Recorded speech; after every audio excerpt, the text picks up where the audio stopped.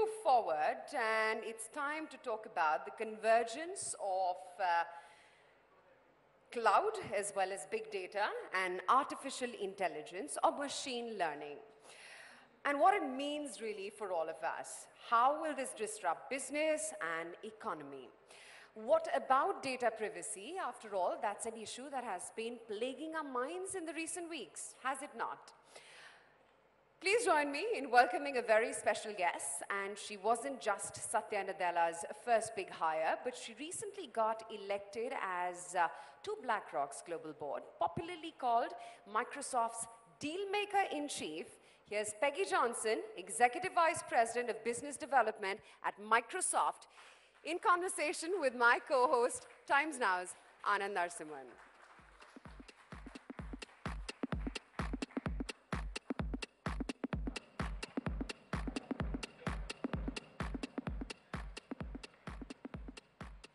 Wow, ladies and gentlemen, this is some serious company because 2016, Business Insider rated you as what? Number 2? Most powerful women engineers. She was number 2. And she is EVP Microsoft. So there are a lot of questions. And after that very engaging session, which just concluded with Rahul, I'm going to move and turn back the focus, Peggy. And she's been jet-setting all across India. She's been here since Monday? Since Monday. Mumbai, Bangalore. Yes. And one of the key aspects we'll talk about in just a bit that she's also been talking internally within her company is artificial intelligence. But before I come into AI, let me ask you your thoughts on the vision of this government, especially Prime Minister Narendra Modi, about digital India. And let's start from there because this conclave wants to try and arrive at some actionable business intelligence where we can rise with India. And I'm asking you, in terms of digital disruptions, avenues, opportunities in the digital space, how can we help or how can that be used, the concept of digital disruption and whatever happening in the digital space in terms of working towards this goal of a digital India? Right. So first of all, I applaud the efforts around Digital India. It's fantastic. And in some ways, India is in a unique position because it can watch how other countries have gone through their own digital transformation and the opportunities and maybe some of the missteps that other countries have had along the way. But I do think there's this theme out there that technology is maybe sometimes too disruptive. Yes.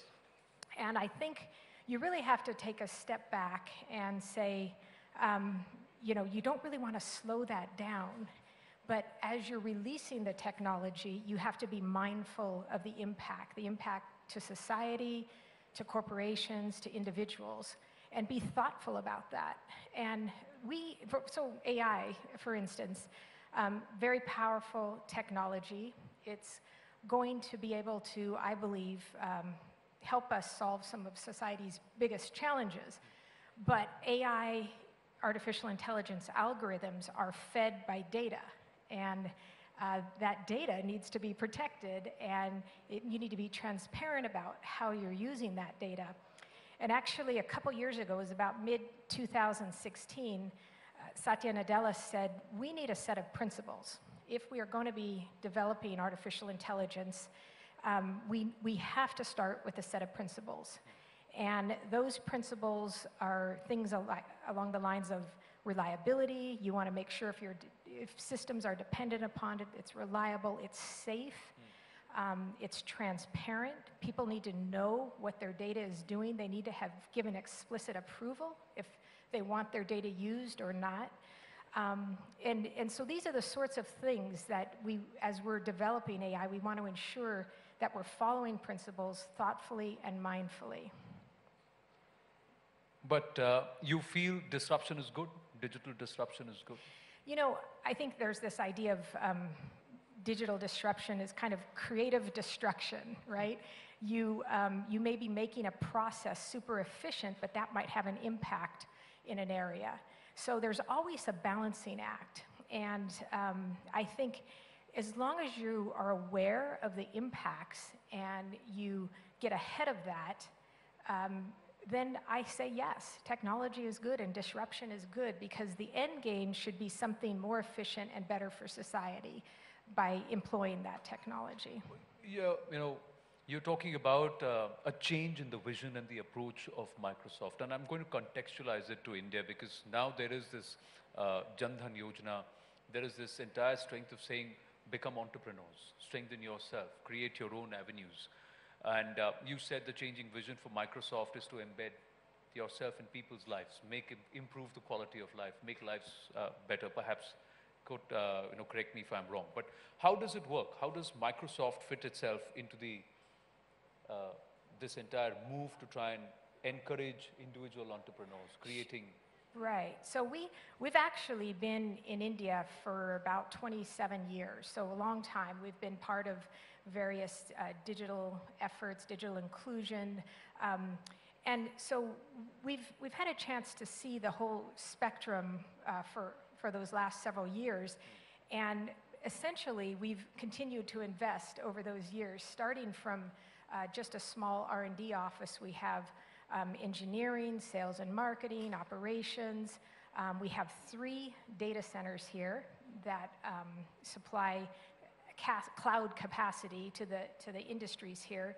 We've also centered one of our cybersecurity engagement centers here in India. It's one of just 8 around the world, but this is such an important market to us. We wanted to ensure that there was one here as well, and that helps companies keep their businesses safe. So that's a real fascinating area in and of itself. But going back to startups and entrepreneurship, we feel that this is simply a hotbed of startup activity. On my last trip, I spent most of my time meeting with startups and kind of understanding the VC community and just trying to understand where they were. We engage with startups through our products. We supply cloud capacity to startups, to about 5,000 startups a year. And we've put an accelerator in Bangalore, and then we also partner with about 7 other companies here with their accelerators, and then another 24 or 25 or so third-party accelerators. So essentially looking for that early signal, and it's so unique in India. So for instance, productivity built on our campus in Redmond looks like one thing, but productivity here looks very different. Productivity here oftentimes is an app on a smartphone. And we need to understand that. If we are going to be serving everybody, our mission statement is to empower every person and organization on the planet to achieve more. We need to understand what productivity means in all markets. And so if we're not plugged into the thriving startup community here and helping them with resources and that sort of thing, we're missing out on a whole lot because we just won't be able to understand the market sitting in Redmond. We have to be here. Well, that's encouraging. There are a lot of young minds I'm given to understand from the Bennett University. Some of them might be thinking about startups and businesses, and you see Microsoft is out ignoring you guys. So keep that shout out and keep that in mind. But you're actually going to lead into a session where we're going to talk about blockchain. So I want you to tell us what your impression is, and especially with the Indian context. Right, so blockchain. We've heard a lot about blockchain over the past maybe year or so, mostly fueled by Bitcoin and cyber currencies that went up in valuation. But the protocol that blockchain or that cyber currencies sit on is the blockchain. And the blockchain can be used for a number of things. I know you'll have a session on that, but it's immutable, it's transparent, it's trustless, which means you don't need a lot of middlemen in between if you're going to transfer an asset from one point to another. Right. So it actually fits and aligns very well with needs of the enterprise. And so that was something we recognized about 2 years ago is when we started our blockchain efforts at Microsoft. And essentially what we did is we said, okay, this is a nascent industry, and I still believe it's somewhat nascent, but we knew that, and we heard from each of our enterprises, they wanted to get involved in blockchain. They wanted to utilize the power of it in their businesses. So we thought the best way that we could address that is by building sort of a blockchain as a service on top of our cloud, Azure. And so we've incorporated that now, and we continue to add features and functionalities to it. But it means that enterprises don't have to build from scratch. They can build on top of that and then just come in with their blockchain solutions. And then over time, we've introduced something called the COCO framework, which is tuned for enterprises, for things like high-speed transactions and governance of confidential data. So we're adding more and more features. It's an open source solution, and we've released it, and we continue to add features and functionalities. How has your interaction been with minds in India?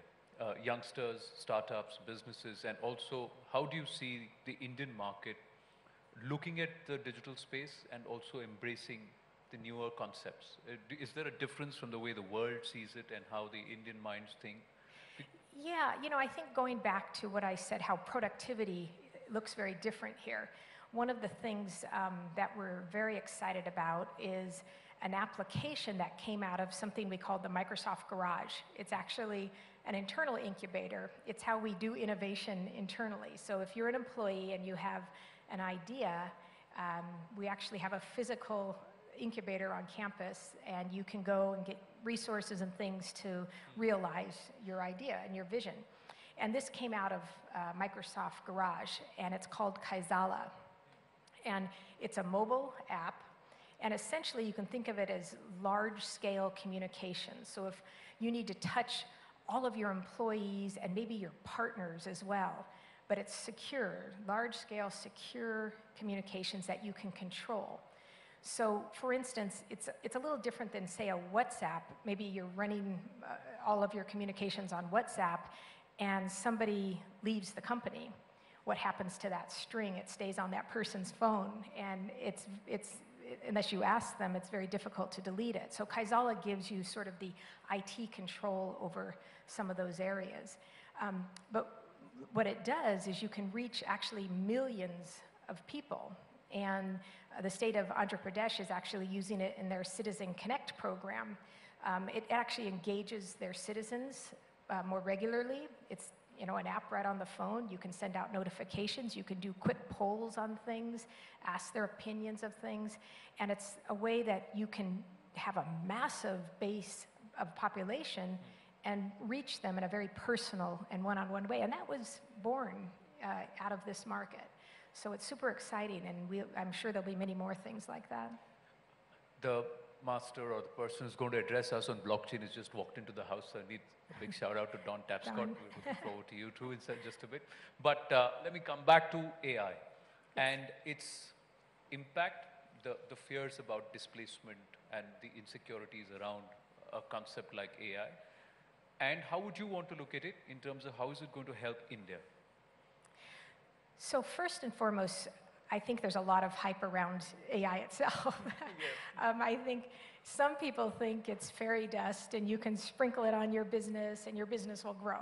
And I think other people think it's a doomsday device. You sort of have people on both ends of the spectrum. But really, it's just a tool. And very simply, an analogy is the way a wrench sort of gives you strength to get a rusty pipe unstuck. You could do it without a wrench. It'll take you a long time, but the wrench gives you that strength. That's the way we really should think of AI. It gives you extra intelligence. We think of it as augmenting human capability, not replacing it. So it should be a way to give you a tool to look at your data and reason across it and hopefully come up with insights that are helpful. So for instance, in India, I think there's a number of societal problems, challenges, and other areas as well, but things like diseases. If you can gather a massive amount of data on, for instance, tracking autoimmune diseases, you can gather all this data and look for pattern matching and correlations in there, and maybe figure out a way to detect autoimmune diseases earlier. That's sort of the promise of AI. Very specific to India, there was a real fascinating one that we have been involved with called Farm Beats. And it's basically, if you have a plot of land and you're a farmer, you can gather data about that land and increase your productivity. But the tools to gather that sort of data have largely been manual up to now. So someone goes out there, they test the soil, they take temperature, they might take a few pictures, and all of that will then allow them to make a prediction of how well their crops will turn out. If you use AI, you can put sensors in, which is what they did in the Farm Beats initiative. They've got sensors that are out in the fields, taking those measurements constantly, not just when a human is out there, but just constantly. And they also have incorporated drones that fly over the fields. And by gathering all of that and also marrying it up with weather data and other climate type of data, they've been able to increase productivity or the yields in these farms about 30%. It's just it's a fantastic number. And also the land is better off because you can rotate the crops on a data-driven basis, not just on a periodic basis. So that's the sort of thing that, that we've been involved in. 4,000 farmers now are using it in Karnataka and also in Andhra Pradesh. So you're saying 4,000 farmers are using it in Karnataka and Andhra Pradesh. Yes. So rural India is not digitally indisposed. It's not that they are not ready to embrace technology. Do you find it a challenge to make them understand in terms of perception, or are they able to adapt it if you're able to simplify it? How does it work? What's been the challenge? So I would say there as well, there's been a number of technologies like voice, natural language has really improved, and that can be an input on a mobile phone. It's not necessary to be able to type on a mobile phone if you can just ask it a question. And the interesting thing about natural language processing, that's a form of artificial intelligence as well. We've been working on that on our campus for about 25 years. So back when Bill Gates started Microsoft Research, artificial intelligence focused on voice recognition was one of his first projects. And it sort of incrementally improved over those years. But over the last about 3 or 4 years, it just went nonlinear. It got very, very good. And it's largely because we have the compute power now, and we have cloud, and we have the right algorithms in place that have allowed it to get now as good as human recognition. So the error rate is about 5.1%, and that's what human error rate is. So 5.1% of the time I won't understand you, but another 95% I will. But you know, because of accents and languages and things like that, it's able to overcome all that. And now you think if you have that tool in a rural environment, you'll be able to make so many more people productive. They don't need to learn how to type on a mobile phone. They can ask a question. True, and a lot of us know we've gotten used to Siri, and the other day a cab guy actually used the voice app to type the destination which I had said. He just said, "Take me to Noida Film City." That's what he said. And I was like, all right. So that's the way AI has crept into the system so conveniently. Yes. Last question. We're running out of time, so final question. I had to ask you this. What is it that organizations in India can learn from the new Microsoft, or the Microsoft under Satya's leadership? What has he brought, and what are the changes that have come through? So I'm relatively new still. I feel like I am just 3.5 years in. But when I first met Satya, I saw a company. It was a 4 decades old company that was just starting a transformation.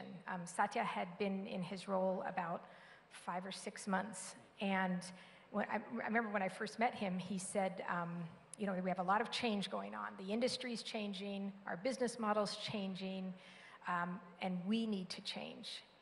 And we are on a journey. It's not going to happen overnight, but his idea was we needed to culturally change.